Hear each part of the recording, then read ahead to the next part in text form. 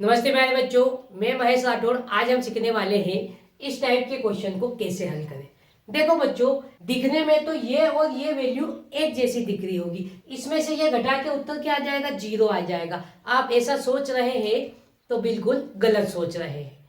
अब देखो, इस क्वेश्चन को कैसे करेंगे स्टेप बाय स्टेप, आप इस वीडियो में लास्ट तक बने रहना, जिससे आपको इस प्रकार के क्वेश्चन को हल करने में आज के बाद कभी भी कोई भी दिक्कत या परेशानी नहीं होगी। इस क्वेश्चन को करने में हम घातांक एवं करने के कुछ नियम का उपयोग करते हुए इस क्वेश्चन को हल करेंगे। आइए लेते हैं क्वेश्चन। क्वेश्चन क्या है, 2 की घात 3 फिर उसकी घात 2 है, उसमें से हमको घटाना है 2 की घात 3 कोष्टक फिर उसकी घात 2 को।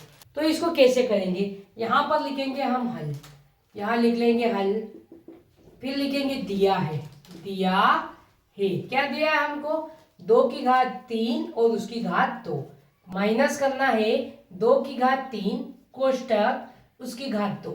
तो इसको कैसे हल करेंगे, 2 की घात 3 फिर उसकी घात 2 है, तो यहाँ पर घात के रूप में सोल्व होगा, ऊपर से नीचे की ओर सोल्व करते आएंगे।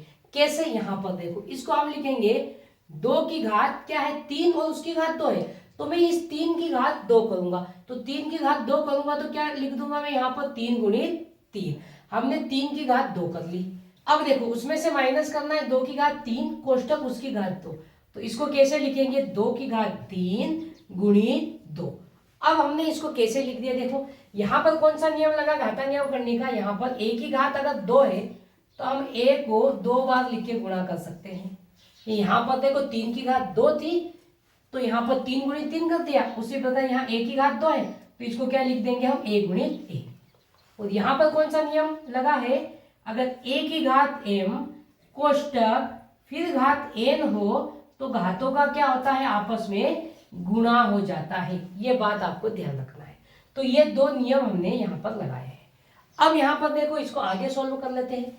यहाँ 3 गुणित 3 होगा तो क्या हो जाएगी, 2 की घात 9 हो जाएगी, फिर माइनस है तो माइनस, 2 की घात 3 गुणित 2 है तो इन दोनों का गुणा कर लेंगे तो क्या हो जाएगा, 2 की घात 6।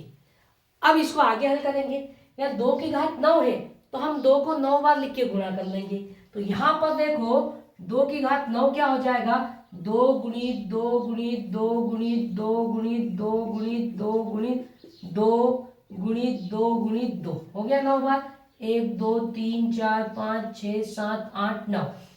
2 की घात 9 है तो 2 को आप 9 बार लिख के गुणा करेंगे, वो 2 को 9 बार लिख के गुणा करने पर क्या आता है बच्चों, 500 बार आता है। फिर यहाँ पर देखो 2 की घात 6 है तो यहाँ पर 2 की घात 6 हम निकाल लेंगे, तो क्या लिखेंगे, 2 गुणित 2 गुणित 2 गुणित 2 गुणित 2 गुणित 2। अब इनका आपस में गुणा कर लेंगे, तो देखो इनका आपस में गुणा करेंगे तो आंसर कितना आ जाएगा बच्चों, यहाँ पर 64 आ जाएगा। तो हम ये मान यहाँ पर रख देंगे। आपको ध्यान रखना है, जिस संख्या की घात जितनी होना उस संख्या को उतनी बार लिख के गुणा करते हैं, ये ध्यान रखना। अब यहाँ पर देखो 2 की घात 9 का मान कितना आ गया, 512, तो यहाँ पर रख देंगे 512, फिर माइनस 2 की घात 6 का मान कितना आया, 64 आया, तो यहाँ पर रख देंगे 64। 512 में से 64 घटाएंगे तो कितना आ जाएगा प्यारे बच्चों, हमारा आंसर 448।